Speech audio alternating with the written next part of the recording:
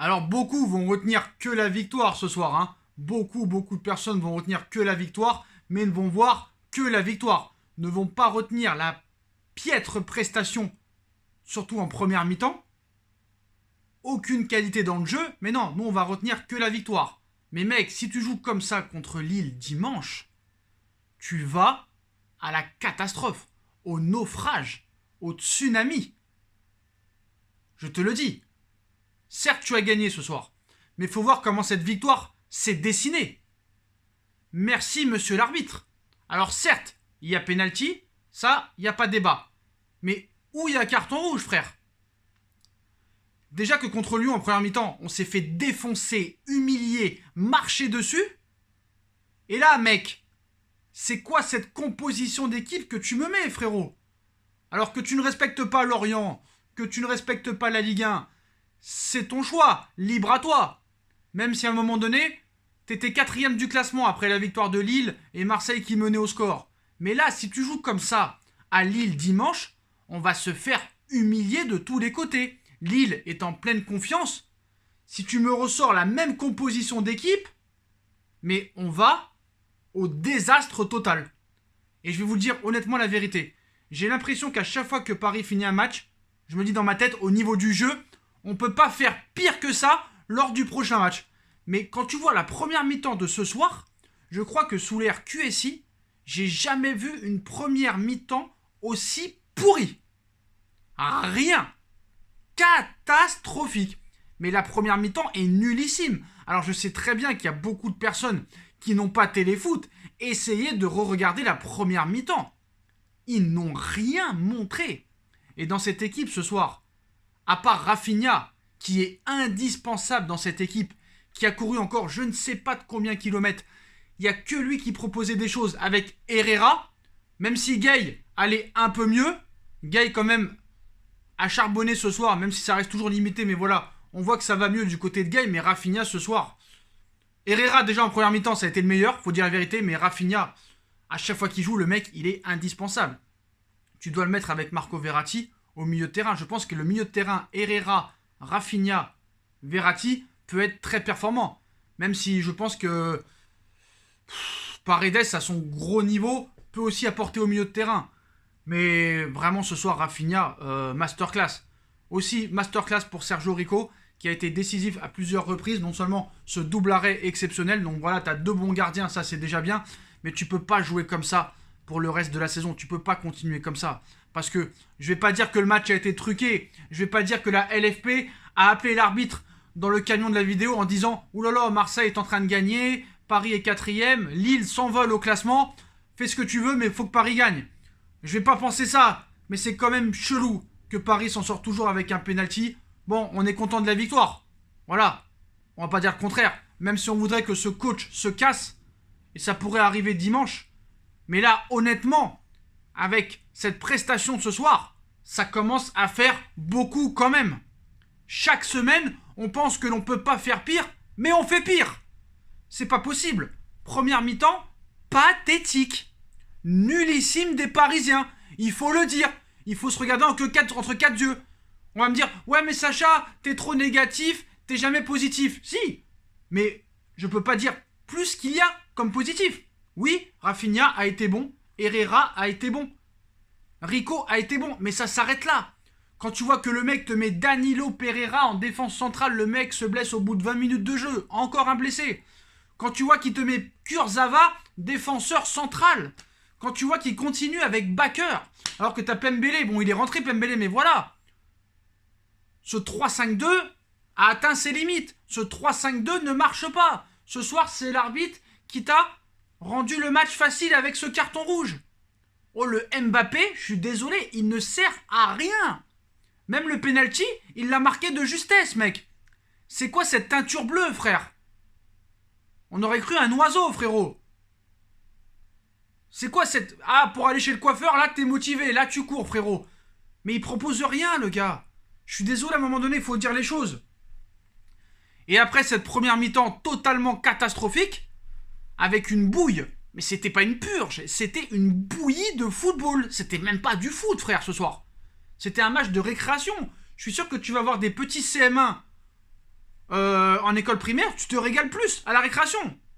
J'ai rarement vu depuis l'ère QSI une première mi-temps aussi nullissime. C'est incroyable. Rarement vu une période aussi pauvre côté parisien depuis des années. Des années. La composition d'équipe, je sais même pas le mec, qu'est-ce qu'il cherche réellement. Mais il n'y a aucun jeu, il n'y a aucun rendement, il n'y a aucune innovation, il n'y a aucun rythme. C'est lent. On s'emmerde. On s'endort. On se fait chier. On prend pas de plaisir. Avec l'équipe que t'as, il n'y a rien. Je parlais aussi de l'attaque. Moïse Kean ce soir, encore buteur. Donc certes, il n'a pas été exceptionnel, mais le mec, il fait son taf. On lui demande de marquer des buts, il marque des buts. Alors, est-il meilleur que Mauro Icardi? Le problème, c'est qu'avec Icardi, lui, il faut lui donner des caviars pour qu'il marque. Sauf que lui, il a disparu. Je crois que Wanda, elle l'a emprisonné dans la chambre et elle a fermé la clé à double tour. Moïse Kean, franchement, rien à dire sur ce joueur parce que le mec fait ce qu'on lui demande. C'est de marquer des buts. Et en plus, il court. Mais voilà, Mbappé, frère, c'est une catastrophe. Et malheureusement, on est obligé de le dire. Même s'il n'est pas exceptionnel, Neymar, à chaque fois quand il n'est pas là, bah, il manque à cette équipe. C'est la vérité.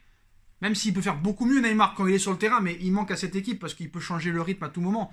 Et si tu joues en 4-3-3 avec tout le monde à son poste, si tu mets Marquinhos, Kipembe dans l'axe, Navas dans les buts, Florenzi à droite, Kurzawa ou Diallo à gauche, un milieu de terrain à 3 du style Paredes, Rafinha, Verratti, et devant peut-être Mbappé, Moïse Kean, Neymar, là tu auras une grande profondeur de jeu.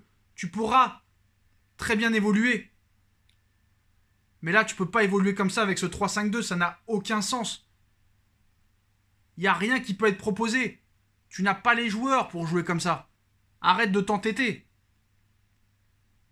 Franchement, la vérité, les gars.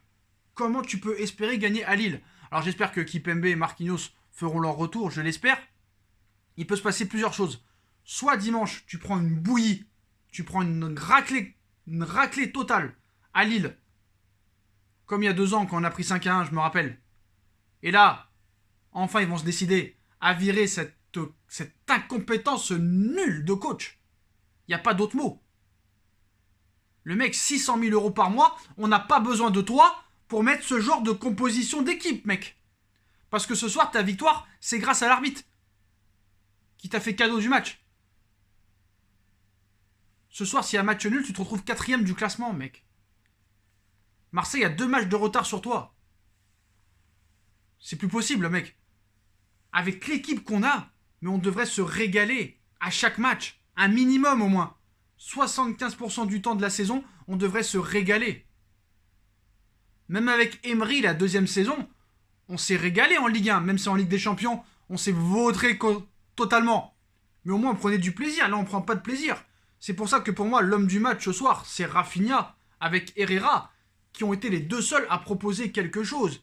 Mais moi, je vais te dire la vérité, frérot. Le Mbappé, prolonge-le et vends-le directement. Vends-le directement à Liverpool, au Real, à City. Le mec n'apporte rien. Alors, attention, je vais pas aller trop loin. J'aimerais voir avec un très très grand coach du style Deschamps en équipe de France, parce qu'on voit que Mbappé en équipe de France, c'est autre chose. J'aimerais voir avec un top coach qu'est-ce que Mbappé peut apporter à cette équipe. Mais là, il n'apporte plus rien. À part faire des teintures de cheveux, le mec marche tout seul, tête baissée, je veux éliminer tout le monde, je veux marquer tout seul, je sais pas ce que c'est de faire une passe, je sais pas ce que c'est de jouer collectif, je ne sais rien. Voilà. Mais ce soir, le coach est mort ce soir.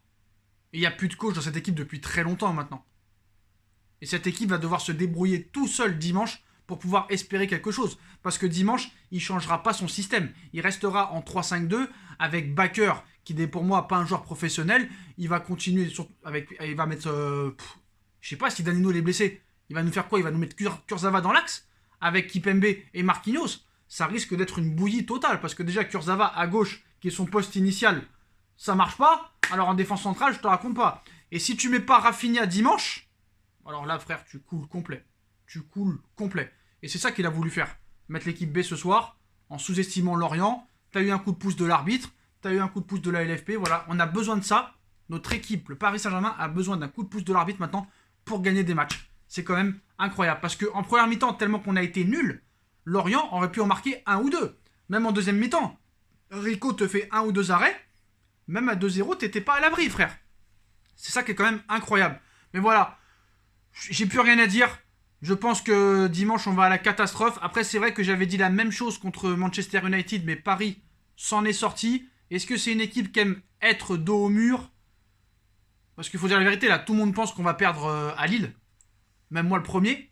Parce que vu dans l'état qu'ils sont Lille, le rouleau compresseur que c'est, la machine à gagner que c'est en ce moment, ils sont en pleine confiance.